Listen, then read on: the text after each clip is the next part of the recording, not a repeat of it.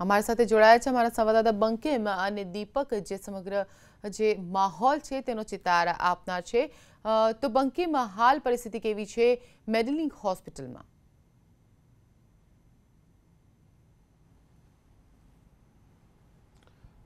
નસરીન, જે રીતે દ્રશ્યો બતાવ્યા હતા એ પ્રમાણે હાલમાં મેડેલિંગ હોસ્પિટલમાં જે દર્દીઓ છે, દર્દીઓને પણ જ્યારે માલુમ છે કે આજે પેન ડાઉન સ્ટ્રાઇક છે, ડૉક્ટર પ્રિસ્ક્રિપ્શન નહીં લખે, સવારે 8 થી બપોરે 2 વાગ્યા સુધી ઓપીડી સેવા પણ બંધ રહેવાની છે ઇમરજન્સી કેસીસને બાદ કરતાં, તો તેને લઈને હોસ્પિટલો સુમસાન છે। અમદાવાદની મેડેલિંગ હોસ્પિટલ જ નહીં પરંતુ મોટાભાગની કોર્પોરેટ હોસ્પિટલો અને જે હડતાળમાં જોડાયેલી છે તમામ હોસ્પિટલોની આ સ્થિતિ છે। હવે આપણે વાત કરીશું ડૉક્ટર વિપુલ પટેલ સાથે। ડૉક્ટર પટેલ, આજે હડતાળ છે, હડતાળ શા માટે પાડવામાં આવી, શું કારણો છે? એક તરફ દર્દીઓને હાલાકી પડી રહી છે, દર્દીઓ આજે ડૉક્ટરને ભગવાન તરીકે માને છે, તો શા માટે આ દર્દીઓને અત્યારે હાલાકી ભોગવવી પડે છે? એમાં એવું છે કે આ દર્દીઓને હાલાકી ભોગવવા માટેનું નથી, કેમ કે અમે એક પેન્ડ આઉટ સ્ટ્રાઇક નક્કી કરેલ છે, જે 10 થી 11માં કોઈ પ્રિસ્ક્રિપ્શન નહીં લખે ડૉક્ટર્સ, અને 8 થી 2માં કોઈ ઓપીડી પેશન્ટ, જે આઉટ પેશન્ટ ડિપાર્ટમેન્ટ કહેવાય, એ પેશન્ટ નહીં જોવામાં આવે।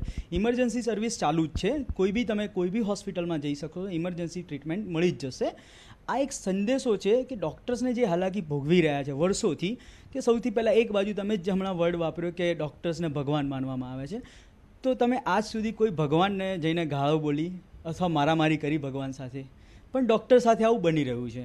ઇવન પ્રાઇવેટ હોસ્પિટલ્સમાં, ગવર્મેન્ટ હોસ્પિટલમાં, સિવિલ હોસ્પિટલ લો, તમે બહુ જ વાર ન્યૂઝ સાંભળ્યા હશે, સિવિલ VS હોસ્પિટલમાં કોઈ પેશન્ટ, કોઈ ડૉક્ટર એવું ઈચ્છતો જ નથી કે એમના દર્દીનું ખરાબ થાય અથવા દર્દી મૃત્યુ પામે। દર્દીનું જીવન અને મૃત્યુ ઉપરવાળાના હાથમાં છે, ડૉક્ટરના હાથમાં નથી। ડૉક્ટર એક એનું કામ કરી શકે, બેસ્ટ પ્રયત્નો કરી શકે, તો એ પ્રયત્નો કરતાં કંઈ માનો કે સક્સેસફુલ ના થયો તો દર્દીએ સમજવું, દર્દીના સગાવાલાએ સમજવું જોઈએ કે આ વસ્તુ ડૉક્ટરના હાથમાં નથી હોતી, પણ છતાં એના ઉપર હિંસક હુમલા થવા વારેઘડીએ અવારનવાર થતું, એના ઉપર કોઈ કાયદા બનાવેલા નથી। અમુક કાયદા છે તો એનું નોલેજ નથી।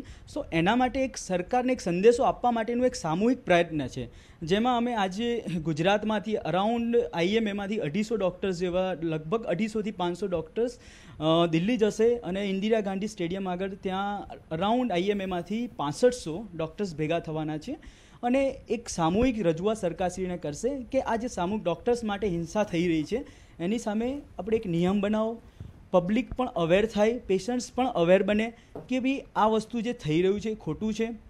બીજી વસ્તુ કે દરેક અત્યારે સરકારશ્રી એક વાત ચાલે છે કે ભાઈ દવાઓની સસ્તી કરવી નહીં, તો અમારો એક કન્સેપ્ટ છે કે એક જ દવા લાવો, એક દવા, એક કંપનીને એક પ્રાઇસ, ફિક્સ પ્રાઇસ। એ કન્સેપ્ટ ઉપર આગળ વધો કે જેથી હોસ્પિટલ પણ ખુશ, ડૉક્ટર્સ પણ ખુશ, દર્દી પણ ખુશ અને સરકાર પણ ખુશ।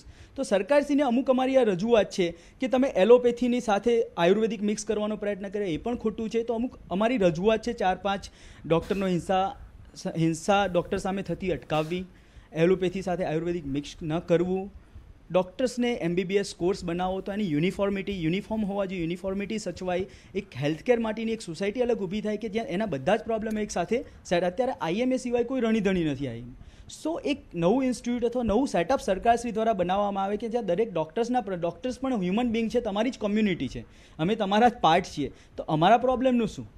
દર્દી ભગવાન છે, બરાબર છે, દર્દી અમને ભગવાન માને છે, પણ અમને ભગવાન તરીકે ટ્રીટ કરવામાં નથી આવતા, અને અમારે ભગવાન બનવું પણ નથી। ભગવાન બહુ મોટી વાત છે, અમે એક માણસ છીએ, સાદા સેવક છીએ, અને સેવા કરવા માંગીએ છીએ।